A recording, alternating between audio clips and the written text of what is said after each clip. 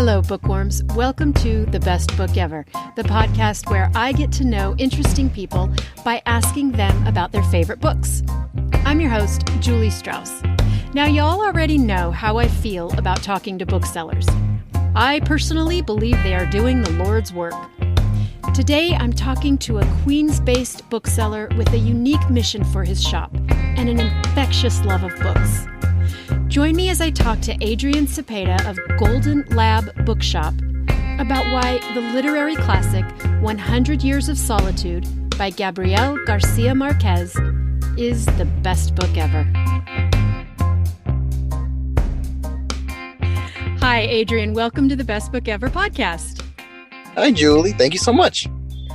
Adrian, tell me about your bookstore. The store is named the Golden Lab Bookshop. It's in Astoria, Queens right now, and we're hoping to expand it more in Queens. It's called the Golden Lab Bookshop because it's named after my dog. It's my first dog. He is a Golden Labrador Retriever. I couldn't think of anything better than people love more, books and dogs. Mm-hmm. I love cats too, but I had a dog at the time. So it's named after him, Golden Lab Bookshop. Golden Lab Bookshop. And what makes us a little different than a lot of other bookshops is that I primarily focus on BIPOC voices. So Black, Indigenous people of color and their stories. And that is how it's set up in the store. So it's Latinx lit, AAPI lit, Black literature, and it's set up like that. European literature, it's set up by region for the author, not by genres or things like that. So what made you decide that was your goal for the bookstore? What made you organize it like that? So it starts off in college. When I was in my last year of college, I was in a class and I read The Wondrous Life of Oscar Wilde by Juan Diaz. Mm-hmm. And it was the first time in all my life, and I was an avid reader since I was a child. My mom made sure of it. It was the first time in my life that I felt I was represented in a book. And not because I didn't feel myself represented in other ones. I just never came to mind like, oh, this main character is of Latinx descent. He's chunky, like I was when I was younger, into superheroes. And that made me realize, oh, if this is happening to me, I'm sure there's many other people who can't find books that they relate to because of what we're fed in school. We just get the same books over and over again. So that's what made me decide, let me organize it by this. So if someone comes into this shop, they can see themselves represented in books in a way that I had never seen before, like in Barnes & Noble, which is primarily where I used to go, and like in libraries and things like that. What has the response from your community been like? Overwhelmingly good. It's been amazing. It's shocking to me how great it's been because one, the best response I ever get is two responses. One, I'd rather buy from you than Amazon, which is fantastic. And the second one is I love how you've curated the books. I love that this is happening. And another one, which is very important to me and happens to me a lot in TikTok, is teachers reaching out to me and saying, thank you so much, because they get these set lists of books that they need to teach every year, especially like in grade school. And they want to offer recommendations for their students. And they're able to do that because of the recs I give or the curated ones that I have on my website. And it's easier for them, especially like high school, middle school teachers. And that one to me means the most to me. To get that respect from teachers, that's incredible. So I do curate every book that's in there. And before any book that gets placed into the shop, I've either read it, and I've read most of them, or I've done heavy research on it. Okay. Heavy research on the book to make sure that it's good to be there and that it won't offend anyone in the community and that it's diverse or inclusive. And I do have bestsellers that aren't from BIPOC authors still in there because people always want the new books that are coming out. So I do have them in there. It's just that every book that does get curated in my shop is heavily researched beforehand. Here's a really philosophical question for you. What is the role of a bookstore for a community? Why should we shop at an indie bookstore instead of you know who? I think the main reason is that is the center of the community, the most important center of the community where you can expand your knowledge of the world, expand from your neighborhood knowledge. So because I curate BIPOC voices, it's not only for those who want to relate to these books, it's also so you can step into another person's shoes. So you can learn more about a lifestyle you've never lived. Hear from voices that you're not accustomed to hearing in your neighborhood. So indie bookshops offer that. And at the forefront, most indie bookshops have their own niche. Mine is this, but every indie bookshop has their own type of person who runs it. And they're able to be that friend for you in the neighborhood to help you expand your knowledge, give you new book recs. And it's basically like a friend. Like your bookstore is your friend. It's one of the people that you go to the most to talk, to hang out, and to really learn a lot. And I think that's the best thing about indie bookshops. And has that happened at your store where you have people coming in just to hang and talk with you, and where it's become sort of a hangout location, not just a pop in and grab a book location? Yes. So the thing about the shop is it's a lot of local businesses. So we have a lot of small businesses within it. So when they come in, there's no way you can get around like, wow, this store has a lot of things in it. Like, I know this person made this. I know this person over here. I know this artist. So there's a lot of talking points. So it's always a conversation between books and then art and then all sorts of other things. So it has become that, especially, and I'm glad, for children to come in and just to sit down and read books, which was a big important thing for me because some big book chains didn't always allow that because people would just come in and sit down and read all the books instead of purchasing. But I don't mind that. I want everyone to just come in and just relax. So I really enjoy when kids are able to sit down and enjoy and read a new book or pick up one of the comic books and just read through it, flip through it, and then just go. Tell me about your childhood reading experience. You said that your mom made you read a lot. Yes. Huge reader. So it was funny because, so we never lived. So the library is right now, the library in my original neighborhood, my hometown, was not as great as it is now. Now it's beautiful. Now I push people to go there too, because libraries are so important to the community also. But back then it was not. It was very messy. It was very hard to find the book that you wanted. It was very small. It wasn't well funded. Now it is. Now it's perfect. So back then my mom used to take me to Barnes and Noble, but it was about 30 minutes away on a train. But we used to go almost every week, and we would pick up books and we would read and read and read. And this is a joke. I don't think it's true, but in my memory, this is how it goes. She used to fall asleep a lot when she read me stories, and I picked it up and I just finished the story. I didn't like not finishing a story every night. So I tell her that's how I learned how to read quicker, because I used to fall asleep while reading. I had to finish the book. Yeah, I've always been an avid reader. That was my number one thing. This is a funny memory. In first grade, we used to have the art section in the back of the classroom, and the books were there. So after the art section, I used to offer to my teacher, my first grade teacher, hey, I'll clean up the back for you. Don't worry about it. Don't you worry. I'll clean it up. Let everyone go back to their seats. And she said, okay, thank you so much. So she didn't have to do it. I cleaned up in like 5 seconds and just kept reading the books that were back. Did you always know you wanted to own a bookstore? No, I did not. At some point, I don't remember the day, but I realized that 9-to-5 jobs, I work in higher education. That's my day job at the time and now. So I still work in higher education and I run the shop. Oh my gosh. Yeah. So I realized then I'm not going to do a 9-to-5 for the rest of my life. I love books. I used to visit bookshops. I used to have this Instagram where I was showing all the bookshops in New York, and it blew up and it was great. And people were really loving it, but I knew that wasn't my thing. I knew I needed to do something that I loved and could help people. And to me, what I can do was a bookshop. And that's why I opened it. And I was I had the idea in 2017, and then I opened in 2019. In that point, I just realized I can't do this anymore.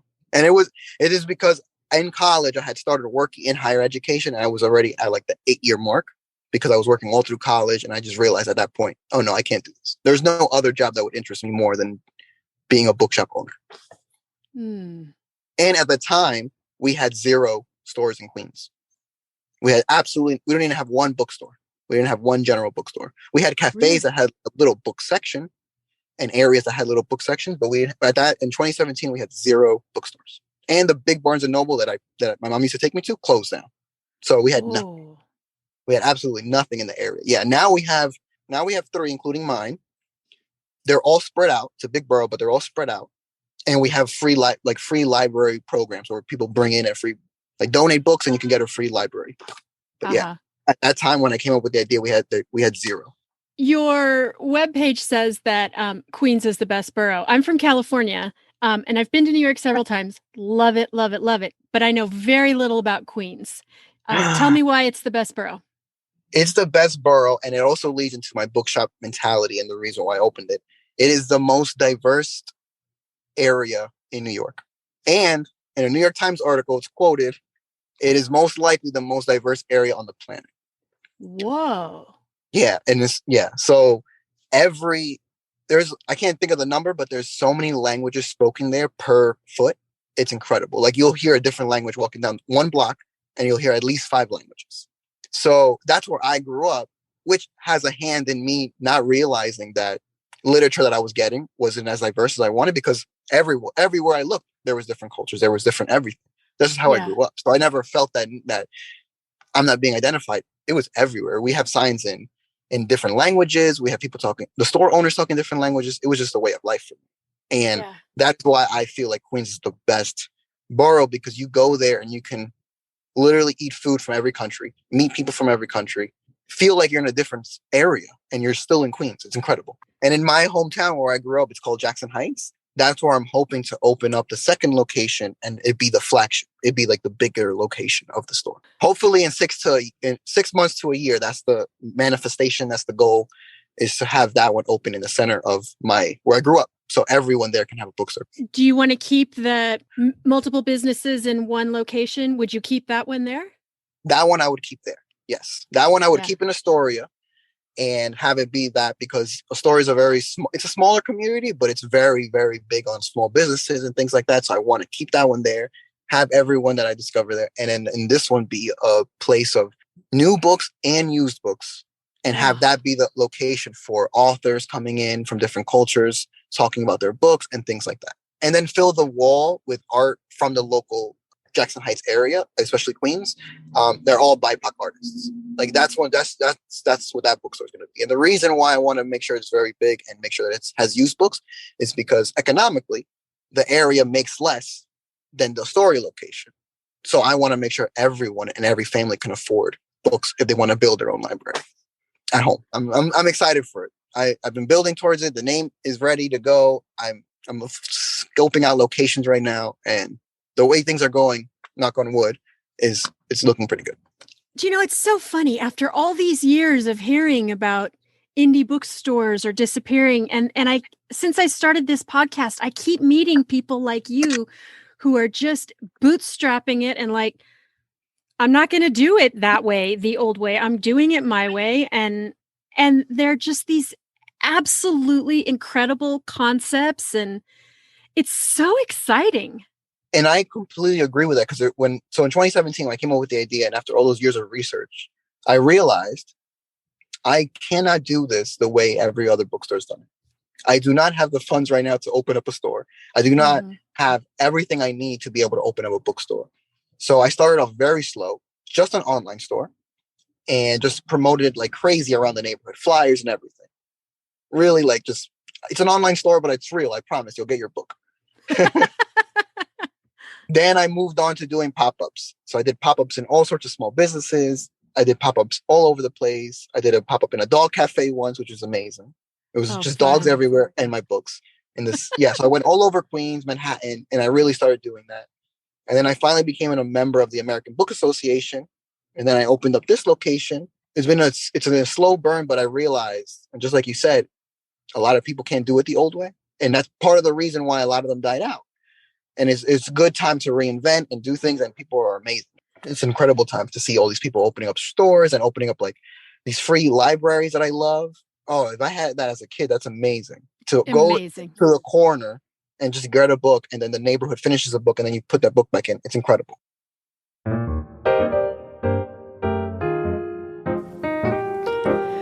Whether they read a book a day or a book a year, I love asking people to tell me about their favorite books. And that includes you, dear listener. What's your all-time favorite? Your desert island classic? What about the childhood favorite that you still know by heart? The mystery that took you by surprise? the biography that changed your way of thinking, or the book club favorite that you can't stop thinking about. I'm looking for guests from all walks of life to talk to me about all kinds of books here on the show. Go to my website, juliewroteabook.com, and click on the button that says Be a Guest on the Best Book Ever. I'm really looking forward to talking to you. Now, back to the show.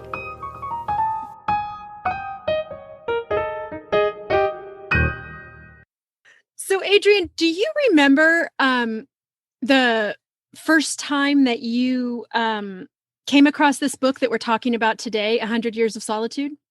I do. It was back to college. After I finished The Wondrous Life of Oscar Wilde, I realized I needed more Latinx books to read. So I went for this one completely. I knew it was like a classic. I researched it. I was like, it's a classic. Okay. Magical realism. That sounds funny. I didn't know what it meant at the time. And I said, okay, let me do a deep dive on this book. And I was still in college. I was still doing that literature. And then I started doing 100 Years of Solitude. And that's how I discovered it. And I still remember it blowing my mind. And I was reading other books that were less boring because I think I was in 18th century lit. Not to say that all those books are boring, but it was tough. It was very tough to read those books while reading 100 Years of Solitude, but it completely blew my mind. How do you describe this book, for example, when you're selling it in your bookstore? It takes place in this small town, and it's called 100 Years of Solitude because it would literally span 100 years and a little bit more. I don't want to spoil it, but it does cover 100 years. You follow a lot of characters, but you follow this one family and their growth and how their lives have been affected by each other. You sense generational things going on, a lot of cyclical things. As in the title, you see this idea of solitude, isolation, and every character has their own deep dive, basically, into who they are as a person and what the ramifications are. It's a sprawling book, and you really see growth. Not always the best growth, but it's an amazing story from start to finish. But it also touches upon like historical facts. So very real events that happened in Colombia, where it takes place, and in Latin America. Very, very real things that happen are in that book, and they're just exaggerated. So it keeps your attention, and it will be things that you've never heard of before. But be prepared. It's a sprawling book. There is even a map in the beginning of the book that shows you all the characters. That's how many characters are in the book. I always give that warning when I recommend it.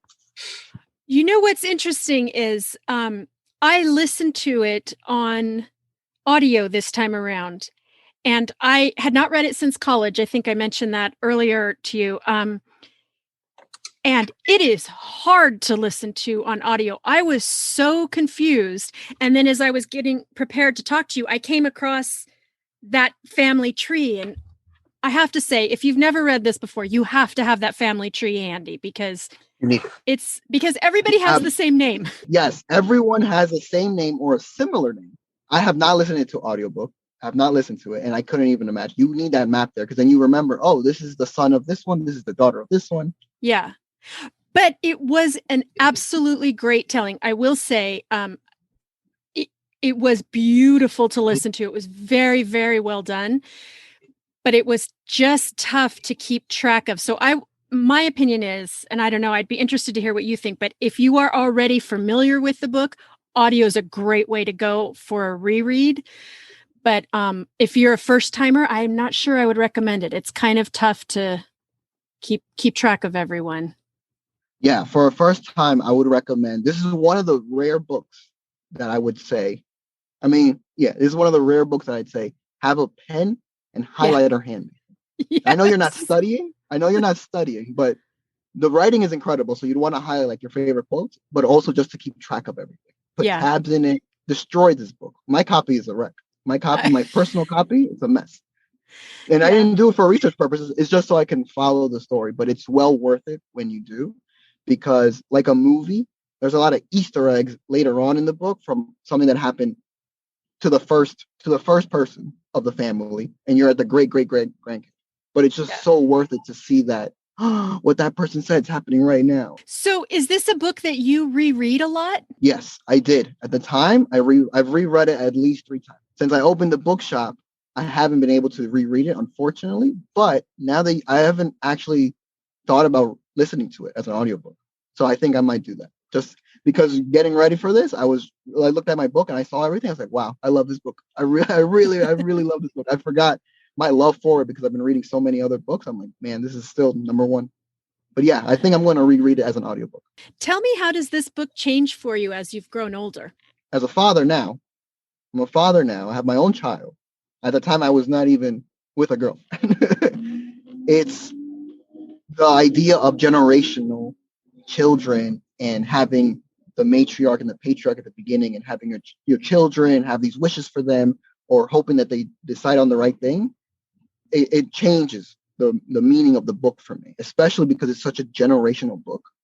It's incredible to see, like, as a father looking back at it, like, wow, these people really looked at their generational line as a focal point. Like, our great-great-grandfather did this, or really in some cases, I don't want to spoil anything, but the lack of remembering or honoring the other family members is also an important thread in the book. And to have that, like, wow, are you going to leave a legacy after my child has a child and their child has a child, their child, like, will anyone ever remember? And I think it's just a very fascinating thing for me in that aspect as a father. It's an interesting change for me now looking back at it, because back then it was just a book that was amazing to see a family grow and grow and grow and grow. But now that I have my own family, it changes the meaning for me, and I look at it differently. And I also can't wait to my daughter to read it. When do you think you'll let her read it? She's 4 now. Oh, okay. Like, she's got some time. She's got a couple of years to go. And she's half Colombian. So I'm Ecuadorian. She's half Colombian. Her mother's Colombian. So I feel like, and her grandpa from the mother's side loves this book too. So she's going to get it from every side. How are you going to teach your daughter about this book in terms of the sexual politics that happen in this book?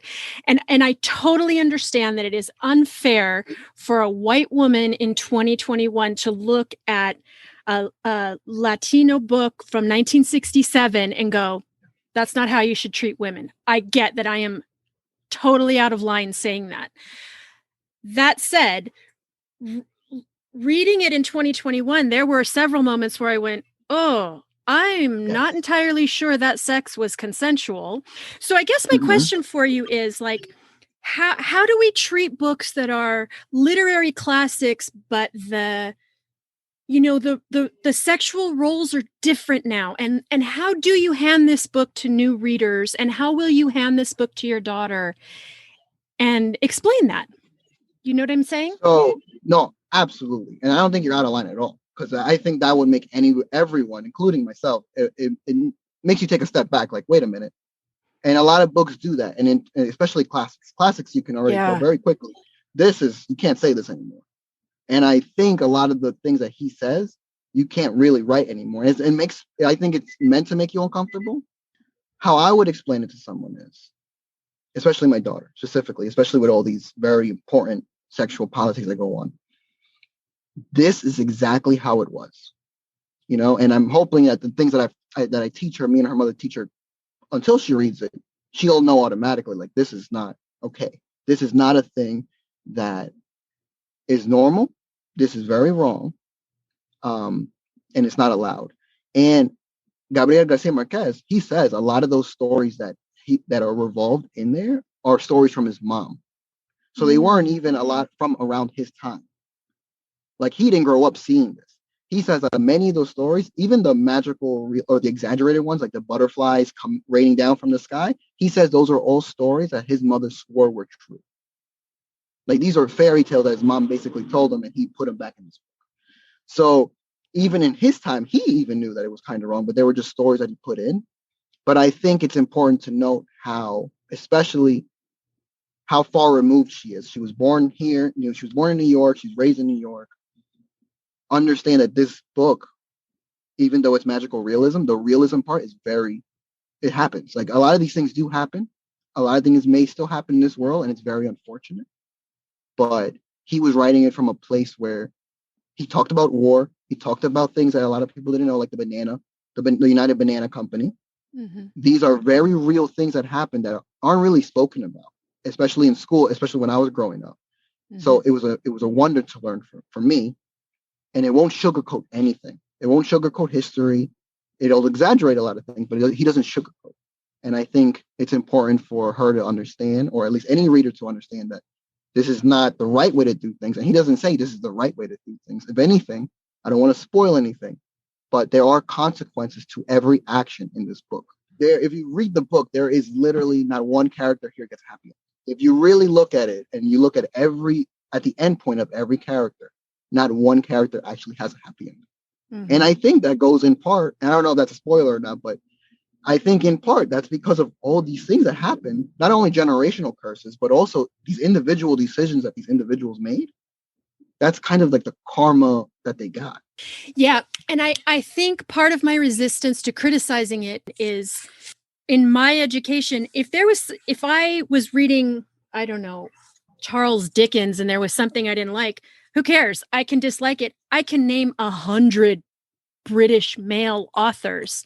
I think because of what you're saying earlier, we have so little exposure to writers of color in a traditional American education system that it makes me personally go, oh, you can't dislike this book. It's a very different world. It's just so different. Yeah. And by the time that she's of age to read this, things will be even more hopefully further progressed in every aspect of the world. So it'll even sound to her even more like detached from her reality. Like, how is this an amazing book? How is this a classic? And I get that. I understand that. And then I will have this discussion with her about how important of a book it is. Yeah. Yeah. Yeah. And it's such an important discussion. And I think another really important part of the discussion is the fact that this is the only Colombian author I can name. That's the real problem right there. So much more. And yep, I know. Yeah. He was my first Colombian author too. He has not been my last. And there's many more authors from all over the region that write horror, science fiction, more magical realism. Mm-hmm. He wasn't the inventor of magical realism. There was in the Narcos show in Netflix, it did say that he was the inventor of it. He wasn't the inventor of it. So I'm going to argue that he perfected it because it was such a great book. Yeah, I was saying earlier that I saw that that this book specifically is on many, many best books ever written lists. Do you consider it not only your personal favorite, but do you also feel that it's the best book ever written? Yes. I personally do feel that it is one of the best books ever written because of how he was able to wrangle all these different themes, all these different characters in his mind, and put it down to paper and make kind of sense. If you really break down the book, it takes some readings and it takes a lot of rereads of the paper, of the pages and the words, the way someone can wrangle it. And it's not a thick book. There's thicker books out there that have less storyline, have less plot in it. The way he was able to wrangle it, put it in this very readable size book and not even miss a beat. Every page has something that you can quote off. Every page has a description that is beautiful. And for anyone who listens and is a Spanish reader, I recommend reading it in Spanish. The translation is beautiful. The translation is wonderful. I read it first in English, but the in his own words, it's beautiful. It's incredible. English is my first language, and then I learned Spanish because my mom was born here also, so that was the way we spoke. But I've never seen words written in Spanish that way. The way he's able to use words in sentences baffles me in Spanish. It's just baffling to me. So to me, I think it's not only the best book written in English, but it's also in Spanish. And I kept thinking as I was listening to it, I'm not going to be able to describe this right, but structurally, we kept going in a circle and coming back to the same spot. And then the circle kept getting bigger. And as I was listening, I kept thinking like there's some sort of circular structure going on in this family and in this book that is almost mathematically complex. And I'm not smart enough to put it into words, but you can sense it the way we're back at this point again. And then it got wider and we're back at this point again. And it was wild to be hearing it. And, it was almost a physical sensation of we turned around, but now we're here again. It's really astonishing. No, I completely understand. And you're right. And what I feel like I feel like you explained it perfectly. The cyclical nature of every single aspect of the characters and their lives, the town and everything that goes on, it definitely starts from this point and it spirals. And you just see it go right Spiral. back to the starting point, right back over here. And then all those Easter eggs come back. And then the hurricane is what knocked him out. And I haven't read anything about this, but I think that was his plan from the beginning. Have you read other Marquez books? Yes. So from that jumping point, I said, oh, I need to read every other book. And usually when I usually recommend his books, I will tell people that come into my shop, start off with his small stories. He has a lot of short stories. Okay. And they're very, very, very short. I would say start off with those. Like Leaf Storm or Death of a Colonel or Death Foretold. They're very small books, but if you like those books, you'll love 100 Years of Solitude. Because that gives you a glimpse. And I don't remember the years of which he wrote these books. I don't remember if 100 Years of Solitude was before or after these books, but those elements that he has in 100 Years of Solitude are in these books, just in smaller forms, but then he perfected it in 100 Years of Solitude. And also, another fun fact is that a lot of those short stories have characters and mention the town of 100 Years of Solitude. I actually have a new book coming, and it's the one I want to read next when I get it. I think it's coming on Thursday. I ordered it for the shop, but I'm going to steal it. It's going to be mine. It's a book from his son about like growing up with his dad and seeing him and his mom, and it's like a love letter to his dad and his mom raising him. Because while Gabriel García Márquez was in the zone writing 100 Years of Solitude, the mom took care of everything. Imagine what story time was like in that house. The stories they heard that we never even got to. Like he could have tested it out with them. My understanding from talking to bookshop owners on this podcast is that once you own a bookshop, you have to spend a whole lot of time skimming a whole lot of books before putting them on your shelves. But when you have the time to actually read, just not for the shop, but for your own pleasure, what are you reading these days and enjoying on your own time? So, yes, when I opened the shop, I realized I needed to not only read a lot more books, I couldn't just supply people with books that I read. People don't want to people have different tastes than me. A lot of people read nonfiction, and I wasn't a big nonfiction person. I'm so far removed from nonfiction, I was reading magical realism where people just flew out of the roofs of their houses. But I realized a lot of people love nonfiction, so I had to start reading more nonfiction. And nowadays, what I do is when I'm reading personally, I read audiobooks. Like I was very bougie. I was very against audiobooks. I'm not gonna lie. I wasn't against ebooks. I've never been against ebooks. I thought that was very handy, especially in college. But audiobooks, I said I could never. But because time, child, and all these, it's all audiobooks. When I'm driving, when I'm walking my dog, when I'm at work or doing like clerical things or just doing anything that doesn't involve me reading, it's always audiobook. I always have an audiobook on. What I'm reading right now, I think I keep forgetting the name, but I think it's called The Blackest Teeth, and it's from, I believe she's Korean, and it's a horror novel, and the cover is absolutely scary. Please look up the the image later, and you will absolutely be frightened. It's Nothing But Blackened Teeth by Cassandra Call.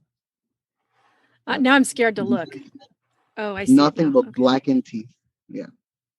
Oh my God. No, absolutely not. That's a hard pass. From the cover, I knew I had to read it because if this ever becomes a movie, a show or whatever, I can't watch it. I know I can't, but I can read it. And it's incredible. Well done on that cover. And I applaud all writers, but I will be skipping that one. Thank you very much. But I know I have some hardcore horror listeners, and I'm sure just by my shocked reaction, they're going to be like, one click, order that one. And that's the only reason why I started reading more horror, because people kept saying, hey, you have any other horror recs? And I go, oh no. All right, let me get into it. And I started reading more horror. Do it for the community. Do it for the people.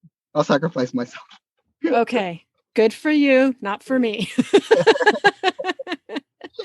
Well, Adrian, this has been so much fun talking to you. Will you tell my listeners all the places they can find you, including we were talking about TikTok earlier, which you have a good TikTok presence.